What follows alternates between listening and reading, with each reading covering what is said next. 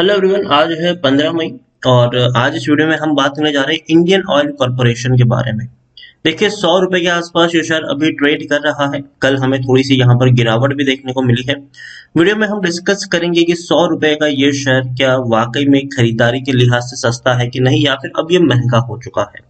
उसके बारे में भी चर्चा करेंगे और ये भी डिस्कस करेंगे कि आखिर एक बड़ी खबर बहुत जल्दी इंडियन ऑयल में आने वाली है, तो उसके बारे में भी हम यहाँ पर पूरी डिस्कस करेंगे। लेकिन उससे पहले अगर आपने अभी तक चैनल को सब्सक्राइब नहीं किया है तो प्लीज अभी इसे सब्सक्राइब कर लीजिए, क्योंकि आगे भी बहुत सारे वीडियोस हैं जो आपको काफी ज्यादा हेल्प करेंगे।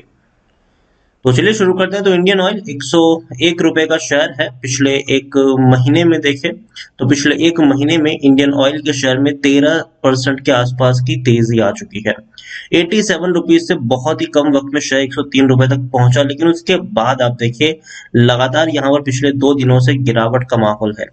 एक साल में देखें तो पिछले एक साल में इंडियन ऑयल कॉर्पोरेशन के शेयर में 34% का ग्रोथ है। लेकिन एक चीज जो है बहुत ही ज्यादा ध्यान देने वाली है। 71 रुपीज का लो था, आप देखिए तेजी बनी थी, 93 तक पहुंचा, वापस टूट गया, वापस तेजी बनी, 94 तक पहुंचा, वापस टूट कर ये 75 रुपीज के आसपास चला गया। दोबारा तेजी बनी और शेयर 100 रुपए तक पहुंचा, वापस 100 रुपए के बाद 91 तक गया, वापस तेजी आई, वापस 100 रुपए तक गया, वापस टूट के शेयर 94 रुपीज के करीब पहुंचा, वापस 103 रुपए तक गया, 100 रुपए के ऊपर निकला, वापस गिरावट आई, 88 तक पहुंचा, वापस तेजी बनी, देखिए 103 रुपए तक गया, अब वापस ही नीचे आया है। तो देखिए एक चीज तो यहाँ पर तय है, 100 रुपए के आसपास का जो आंकड़ा है वहां से 3 बार पहुंचकर ये शेयर नीचे की तरफ टूटा है, और नीचे की तरफ जो 90 रुपए के आसपास का जो सपोर्ट है वो काफी बढ़िया आप यहाँ पर मान के चल सकते हैं। 88 रुपए के आसपास का जो सपोर्ट है, 90 से 88 रुपए का जो सपोर्ट है वो बढ़िया है, वहां से ये शेयर एक तेजी दिखाता है, लेकिन 100 रुपए तक पहुंचने के बाद वापस नीचे भी ये टूटता है। तो देखिए 100 रुपए से महंगा तो मैं खरीदने की सलाह नहीं दूंगा, क्योंकि 4 बार हमारे सामने एग्जांपल्स है कि वहीं तक पहुंचने के बाद ये टूट चुका है। मतलब लोगों की जो पोजीशन है वो यहाँ पर अगर आप फंस जाते हो तो फिर आपका प्रॉफिट कमाने का जो चांसेस है वो कहीं ना कहीं खत्म हो जाता है। वो यहाँ पर देखने को मिलता है कि अब ये गिरावट आई है और अब ये कंटिन्यू रह सकती है, इसमें कोई शक नहीं है। लार्ज कैप शेयर है, 96,000 करोड़ से भी ज्यादा का इसका मार्केट कैप है। एनएससी में देखें तो 2 करोड़ से भी ज्यादा का इसका वॉल्यूम ट्रेड देखने को मिला है। शेयर होल्डिंग की बात करें तो प्रमोटर के पास 51.50% की होल्डिंग है, 5.81% की होल्डिंग एफआईएस के पास है, 4.66% की होल्डिंग म्यूचुअल फंड के पास है, 8.30% की होल्डिंग इंश्योरेंस कंपनी भी यहाँ पर ओन करती है, सरकारी कंपनी है। तो प्रेसिडेंट ऑफ इंडिया सबसे बड़े प्रमोटर है, एक भी शेयर गिरवी नहीं है, 28 म्यूचुअल फंड स्कीम्स और 477 जितने एफआईएस का पैसा लगा है। हाईएस्ट पब्लिक शेयर होल्डर में ओएनजीसी है। ओएनजीसी के पास 14.20% की होल्डिंग है और इंडिविजुअल इन्वेस्टर होल्डिंग 6.01% के आसपास देखने को मिल रही है। डिविडेंड देखिए, डिविडेंड के मामले में अच्छा शेयर है, इसमें कोई शक नहीं है। 3 रुपए पर शेयर का डिविडेंड इन्होंने अभी मार्च में दिया हुआ है। अब देखिए यहाँ पर 30% का डिविडेंड है, मतलब पर शेयर आपको 3 रुपए इसी साल मार्च महीने में इंडियन ऑयल ने डिविडेंड पे किया है। टेक्निकल रेटिंग शानदार है, तेजी के संकेत है, यहाँ से और ऊपर तक शेयर जा सकता है, लेकिन मुझे थोड़ा सा डाउट है यहाँ पर। यहाँ पर आप देखें तो according to Moneycontrol user 67% लोग खरीदने की सलाह दे रहे हैं, 33% लोग बेचने की बात करें और 0% लोग होल्ड करने की नसीहत दे। मतलब ज्यादातर लोगों की सलाह है कि यहाँ पर एग्जिट लेना एक सही डिसीजन रहेगा। इंडियन ऑयल के अगर हम देखें तो जो बड़े बड़े ब्रोकरेज फर्म्स जो टारगेट भी थे वो 115-125 रुपए के आसपास के देखने को मिल रहे थे, उससे ज्यादा बड़े टारगेट्स यहाँ पर देखने को नहीं मिले हैं। इतना ही नहीं, अगर हम देखें तो देखिए रेवेन्यू अच्छे थे इनके, बहुत बड़ी रिकवरी आई थी रेवेन्यू में।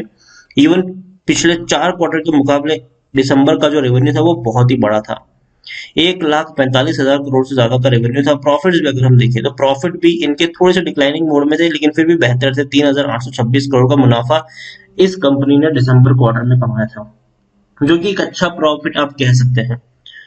यहाँ पर अगर मैं आपको एक चीज दिखाने की कोशिश करूँ तो प्रमोटर की जो होल्डिंग है वो कांस्टेंट है। प्रमोटर कह सकते हैं कि हाँ अपनी होल्डिंग को बेच नहीं रहे, और देखिए वैसे भी 51% की होल्डिंग है तो प्रमोटर वैसे भी इसको नहीं बेचेंगे अनलेस एंड अनटिल प्रमोटर्स इस कंपनी को भी प्राइवेटाइज करना चाहते हो। ओवरऑल अगर मैं इंडियन ऑयल कॉर्पोरेशन के बारे में बात करूं, अगर मैं टिकर टैप के बारे में देखूं यहाँ पर तो देखिए आप देखिए डिविडेंड अच्छा पे कर रहा है। एंट्री पॉइंट मतलब इस प्राइस पे खरीदने लायक है कि नहीं 101 रुपए पर, तो definitely according to ticket app ये है कि भैया हाँ खरीदारी कर सकते हो। ओवरबॉट जोन में अभी भी शेयर नहीं पहुंचा है, कोई भी ऐसे रेड फ्लैग्स नहीं है, मतलब कोई भी प्रमोटर की जो होल्डिंग है वो गिरवी है, ऐसा कुछ भी यहाँ पर नहीं है।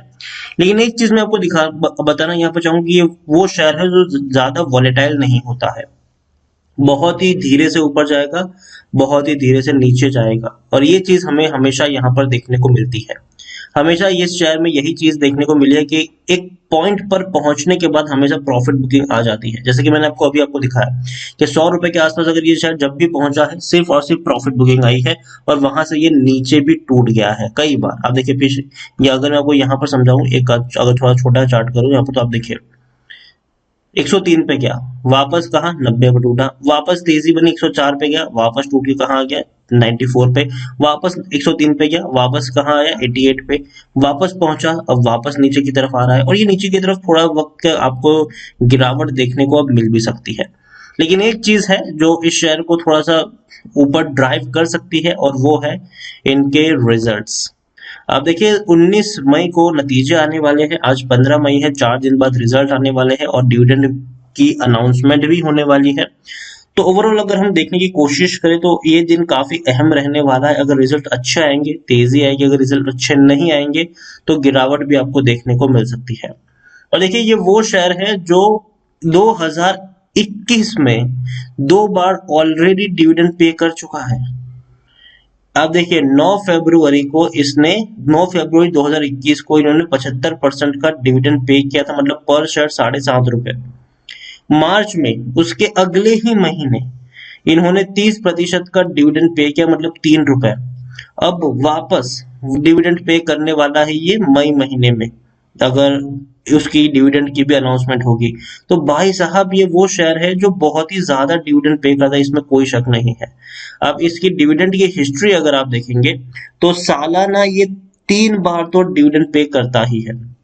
आप देखिए यहाँ पर 2021 में ऑलरेडी 2 बार पे कर चुका है, ठीक है, 7.5 रुपए पे किए और 3 रुपए डिविडेंड पे किए। 2020 कोरोना काल था, लेकिन फिर भी 4.5 रुपए के आसपास डिविडेंड पे किया था। 2019 में 2 बार इन्होंने डिविडेंड पे किया था, एक बार 1 रुपए का और दूसरी बार 1.5 रुपए का। इससे पहले 2018 में 3 बार ये डिविडेंड पे कर चुका था, और बहुत बड़ा डिविडेंड था ये। 2018 में अगर हम देखें तो 19 रुपए पर शेयर का डिविडेंड पे किया पहले, फिर 2 रुपए का किया, फिर 6 रुपए पे 75 पैसे का डिविडेंड पे किया। तो डिविडेंड अगर हम काउंट करें इस कंपनी का, तो भाई साहब डिविडेंड से ही अगर हम देखें तो बहुत सारा पैसा इसने ऑलरेडी बनाकर दे दिया है। 2017 में अगर हम देखें तो 3 बार डिविडेंड पे किया था, 13 रुपए 50 पैसे का, फिर 4.5 रुपए, फिर 1 रुपए। तो भैया डिविडेंड तो बहुत ही अच्छा पे कर है। 2016 में भी देखे तो 8.5 रुपए का पहले पे किया, फिर 5.5 रुपए का पे किया। तो डिविडेंड अच्छा पे कर रहा है, और काफी बढ़िया डिविडेंड भी ये कंपनी पे कर रही है। खास करके 2016 से इन्होंने डिविडेंड ज्यादा पे करना शुरू किया है, और 2020 में हालांकि कम पे किया था, लेकिन 2021 में दोबारा एक बड़े डिविडेंड के साथ इंडियन ऑयल लौटा है। तो अगर आप लॉन्ग टर्म के निवेशक हो, ठीक है, आप ये मान के चलते हो कि जी मुझे लंबे समय तक यहाँ पर रुकना है, 5-6 साल तक अगर मुझे यहाँ पर रुकना है, तो डेफिनेटली आप यहाँ पर बाइंग कर सकते हैं। डिविडेंड से ही ये शेयर आपको 5-6 साल में तो अच्छा पैसा, ऑलरेडी आपकी जो इन्वेस्टमेंट है वो तो वहीं पे निकल जाएगा, इसमें कोई शक नहीं है। दूसरी बात अगर मैं आपको यहाँ पर कहूँ कि इंडियन ऑयल मुझे लगता है कि हाँ 100 रुपए के आसपास थोड़ा सा ये मुझे महंगा जरूर लगता है, लेकिन हाँ एक चीज ये भी है कि अगर ये शेयर मुझे 90 पे मिलेगा तो मैं डेफिनेटली यहाँ पर बाइंग करने जाऊंगा, और 90 के आसपास ये मिल भी सकता है आने वाले समय में। तो ओवरऑल इंडियन ऑयल कॉर्पोरेशन खरीदारी करी है, बने रही है यहाँ पर, गिरावट में थोड़ी और क्वांटिटी ऐड कर सकते हैं। और ये वो शेयर है जहां पर आप लॉन्ग टर्म का गेम खेलेंगे तो ज्यादा फायदे में रहेंगे, क्योंकि ये वो शेयर है जिसने कई बार लोगों को खुश किया है डिविडेंड से मालामाल करने वाला ये शेयर है, इसमें कोई शक नहीं है। और ऑलरेडी 10 रुपए तक का डिविडेंड ये ऑलरेडी पे कर चुका है इस साल में, और अभी भी ये इस महीने दोबारा से डिविडेंड पे करने वाला है। तो बहुत ही अच्छी बात है कंपनी, आप देखिए। और जनरली जो डिविडेंड इसने पे किया है वो जनरली हमें देखने को मिला है शुरुआत के 5 महीने में, ठीक है। इसका डिविडेंड आप देखेंगे तो 2021 में पहले आप जो फरवरी में था और मार्च में था, और अब अगर हम देखें तो मई में आ रहा है।